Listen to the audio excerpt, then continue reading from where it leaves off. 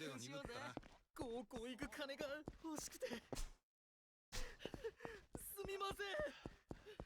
おい、お兄さん。うちで来てますよ。で遊んでって。ねえ、どうです？殴らせてもらう。また喧嘩ですか？協力しますよ。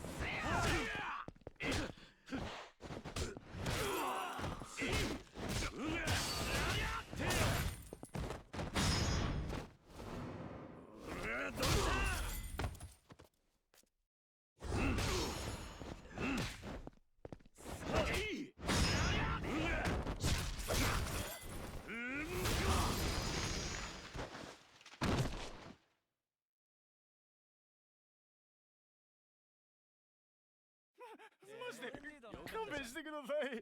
さて、事務所まで来てもらおうか。見かけないな。